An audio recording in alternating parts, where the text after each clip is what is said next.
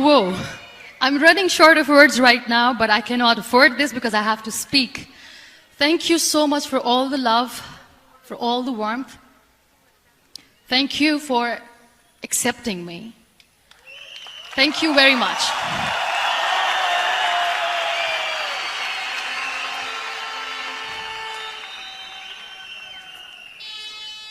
Well, I always start my talk with a disclaimer.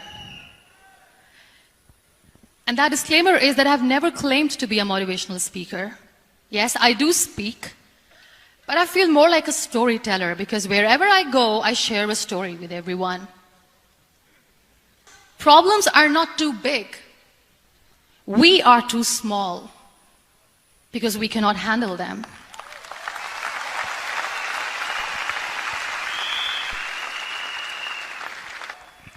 I believe in the power of words. Many people speak before they think.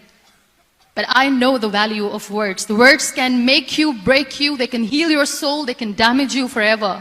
So I always try to use the positive words in my life wherever I go. They call it adversity, I call it opportunity. They call it weakness, I call it strength. They call me disabled, I call myself differently abled. They see my disability. They see my disability, I see my ability. There are some incidents that happen in your life, and those incidents are so strong that they change your DNA. Those incidents or accidents are so strong that they break you physically. They deform your body, but they transform your soul.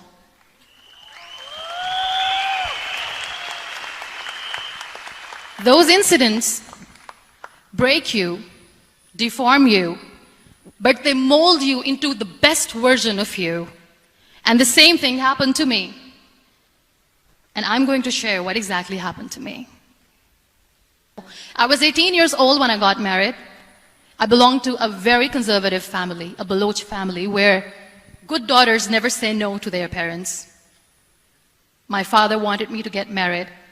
And all I said was, if that makes you happy, I'll say yes. And of course, it was never a happy marriage. Just about after 2 years of getting married, about 9 years ago, I met a car accident. Somehow my husband fell asleep and the car fell in the ditch. He managed to jump out, saved himself. I'm happy for him. But I stayed inside the car and I sustained a lot of injuries. The list is a bit long. Don't get scared. I'm perfectly fine now. Radius ulna of my right arm were fractured. The wrist was fractured. Shoulder bone and collarbone were fractured. My whole rib cage got fractured. And because of the rib cage injury, lungs and liver were badly injured. I couldn't breathe. I lost urinary bowel control. That's why I have to wear the bag wherever I go. But that injury that changed me and my life completely. 3 vertebrae of my backbone were completely crushed, and I got paralyzed for the rest of my life. So this accident took place in a far-flung area in the outskirts of a very small province, Balochistan, where there was no first aid, no hospital, no ambulance. Many people came to rescue. They gave me CPR. They dragged me out of the car. There was this 4-wheeler Jeep standing in the corner of the street. They said, put her in the back of the Jeep and take her to the hospital, which is 3 hours away from this place. And they rushed me to the hospital. That is where I realized that my half body was fractured and half was paralyzed. I underwent multiple surgeries.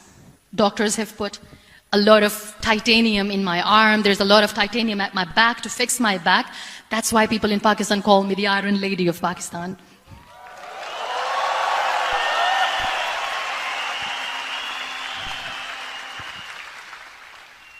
Those 2.5 months in the hospital were dreadful. I will not make up stories just to inspire you. I was at the verge of despair One day, doctor came to me and he said, well, I heard that you wanted to be an artist, but you ended up being a housewife. I have a bad news for you. You won't be able to paint again because your wrist and your arm are so deformed, you won't be able to hold a pen again. Next day, doctor came to me and said, your spine injury is so bad, you won't be able to walk again. I took a deep breath and I said, it's all right. Because of your spine injury and the fixation that you have in your back, you won't be able to give birth to a child again. And that is where I started to question my existence. Why am I even alive? What's the point of living? I cannot walk, I cannot paint, fine. I cannot be a mother. And we have this thing in our heads, being women, that we are incomplete without having children. I am going to be an incomplete woman for the rest of my life. My mother said to me, this too shall pass. God has a greater plan for you. I don't know what it is, but He surely has.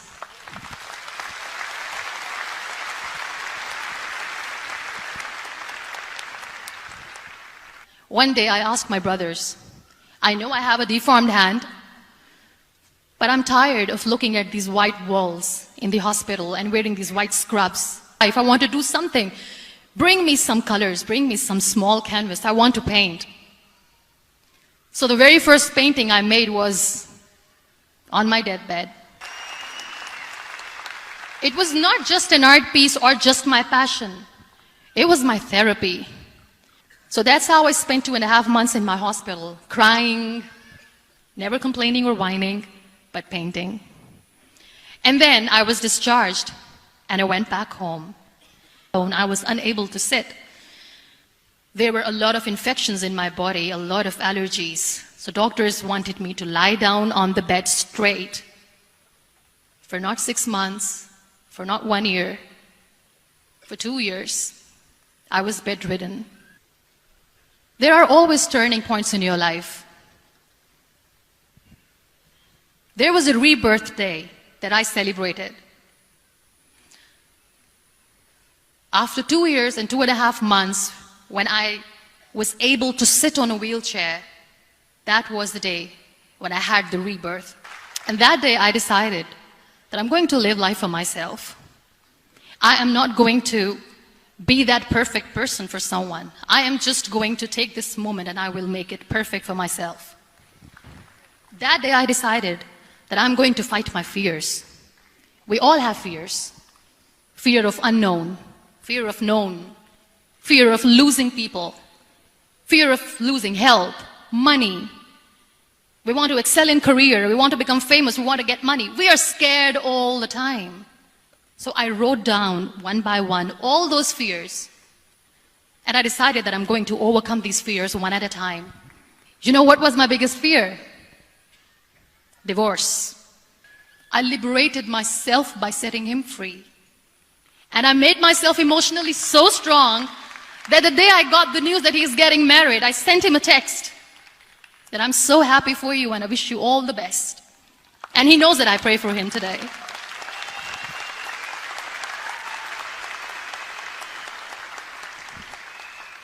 My biggest fear, number 2, was I won't be able to be a mother again.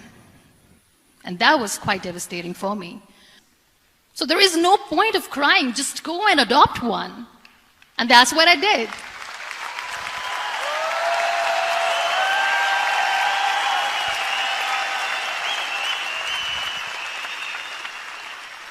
I gave my name in different organizations, different orphanages.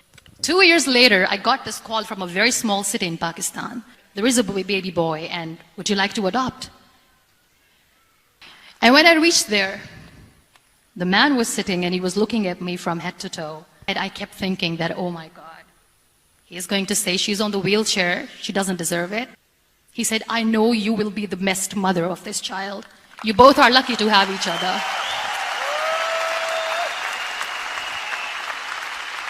You'll be surprised to know another bigger fear that I had in me. It was facing people. I started to appear more in public. I started to paint. I have done a lot of modeling campaigns, different campaigns for brands like Tony and Guy.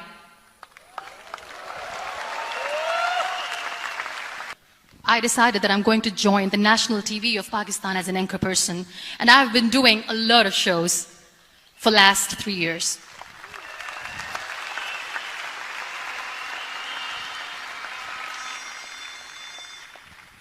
So when you accept yourself the way you are, the world recognizes you. It all starts from within.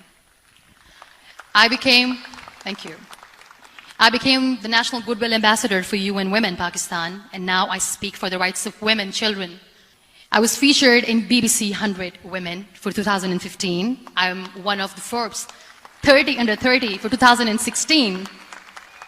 Many people know about the terrorist attacks in Pakistan. We have lost many people. They have killed people in mosques, they have killed people in churches, temples, even in schools.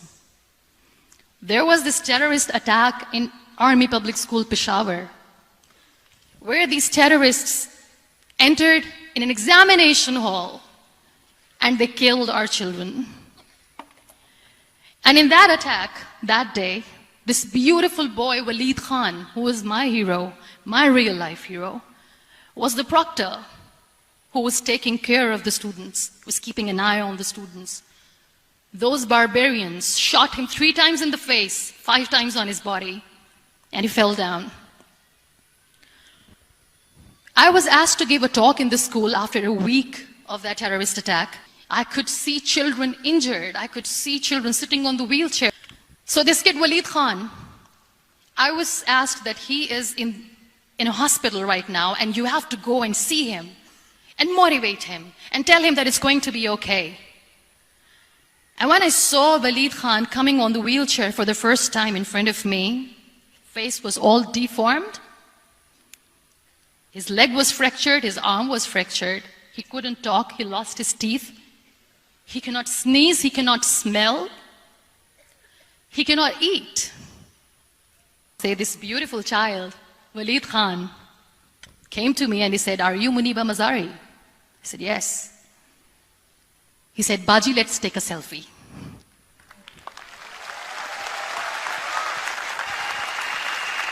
That when I was thinking too much about his deformities, he's happy with himself. He doesn't even care. Because today he goes in the same school, and when somebody asks him that what happened to your face, why so many scars, you know what he says? "These scars are my medals and I wear them with pride."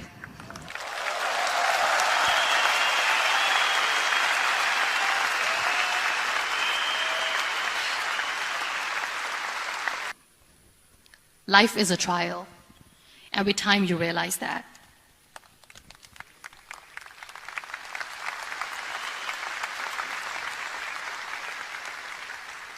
It is okay to be scared. It is okay to cry. Everything is okay, but giving up should not be an option. They always say that failure is not an option. Failure should be an option, because when you fail, you get up, and then you fail, and then you get up, and that keeps you going. That's how humans are strong. We want everything perfect. Perfect life, perfect relationships, perfect career, perfect amount of money that we need to earn no matter what. Nothing is perfect in this world. Some people ask me, "Don't you get tired of smiling all the time? What's the secret?" I always say one thing, that I have stopped worrying about the things that I have lost, the people that I have lost. Things and people who were meant to be with me are with me. And sometimes somebody's absence makes you a better person. Cherish their absence. It's always a blessing in disguise.